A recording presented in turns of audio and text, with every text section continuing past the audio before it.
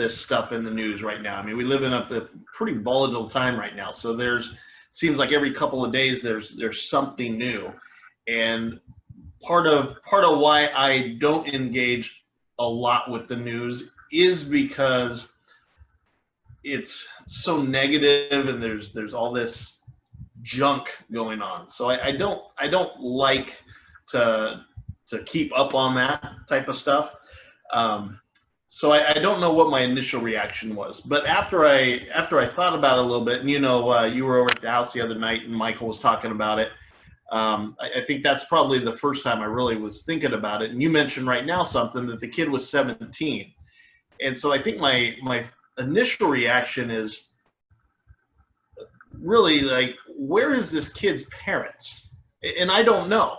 Yep. Maybe the kid was there with his dad. I don't know the answer to that. But that is my initial question. Like, where is this kid's parents that he's out there? Now, my dad always told me growing up to be home early, that nothing good happens at night. Mm-hmm. So, I mean, this kid, I don't know anything about the kid. So maybe he's an orphan. I don't know what his background is. I don't know that he's a bad kid. So, maybe he's a good kid. Maybe he's out there volunteering, like you said, and trying to do good. But that was my initial reaction is where is this kid's parents? Because it just doesn't seem like a good idea to me to put yourself in that situation. 100%. There's a lot wrong with that situation where as a parent, and I've got 4 kids, as a parent, I would not want any of my children to be there. I've got adult children and they can make their own choices and their own decisions, and I still wouldn't want them to go put themselves in a position out there on either side, whether they're out there protesting one side or counter protesting the other. It's not a good situation, in my opinion, to be out there. Yeah, I actually, a long time ago, a couple months ago, when the first kind of riots started happening, I have 1 adult kid. I have 5 total, but my oldest is 18 now, and I leave my kids alone. They by the time they're 18, I've parented them. They make their own choices. And so I hardly ever do this, but this is the one time that I actually texted him.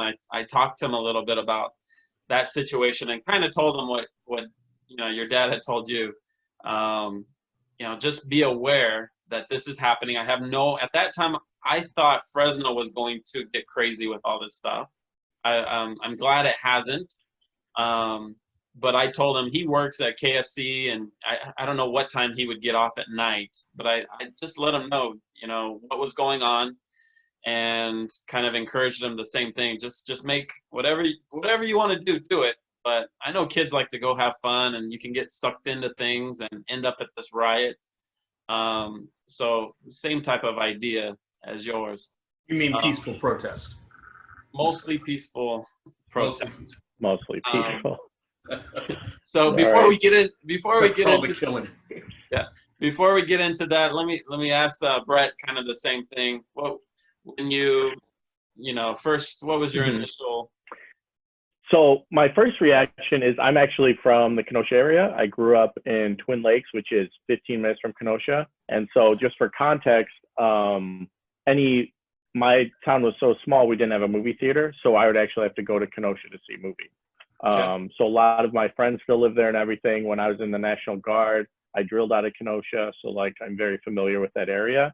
And so just for context, when I heard on the news, my initial reaction was, I was like, how is this happening in Kenosha first, right? My hometown, how's it happening?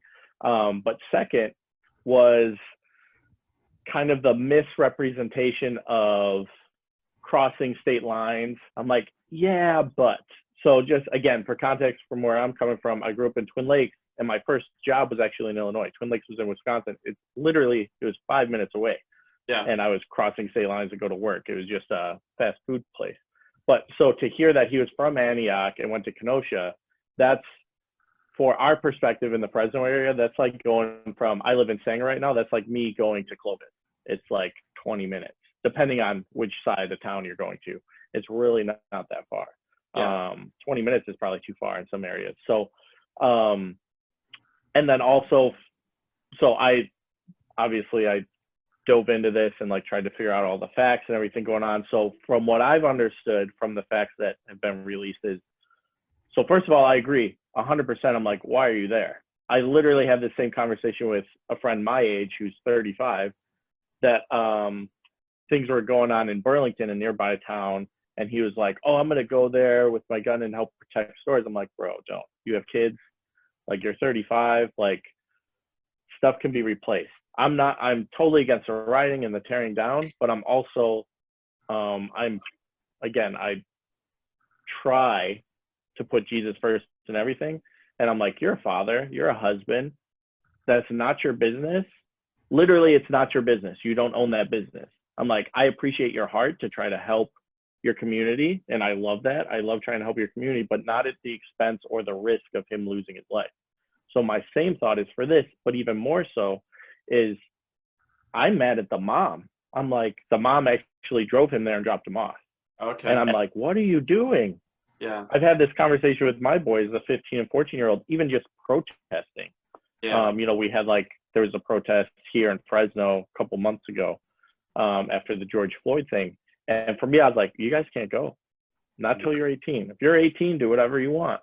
But until you're 18, I don't think it's smart. I'm like, you can have your views, you can have your opinions, all of that stuff.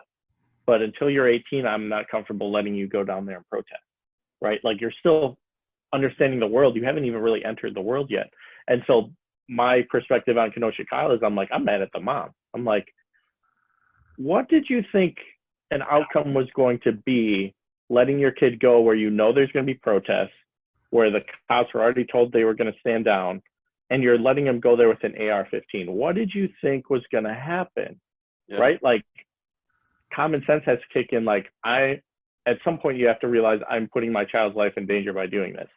So that's my number one high passion, is like, I'm mad at the mom. I don't know about the dad.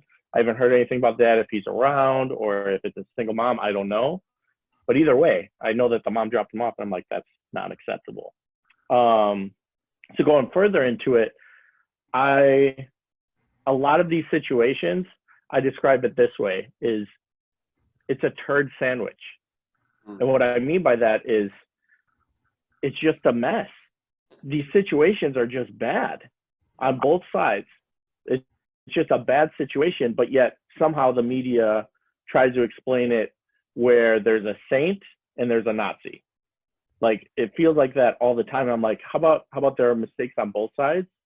And because it's a turd sandwich, our best outcome is that we just have to smell it, right? Like, but people have this perspective of, oh, it's this bad situation, it should end up being a great thing. I'm like, well, it's not going to be. You have a 17-year-old there with an AR-15, you have him getting attacked by somebody with a skateboard, which, again, I'm like, I wouldn't attack somebody that's holding an AR-15 with a skateboard. I don't think that's very rational. And then also somebody that came up, I don't know if you guys watched the video, but he came up with a Glock and was going to shoot him execution style.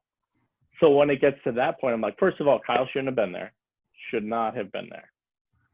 And then none of this happens if he's not there, right? At least this situation. Maybe it was another one. But at least in his situation, it doesn't happen.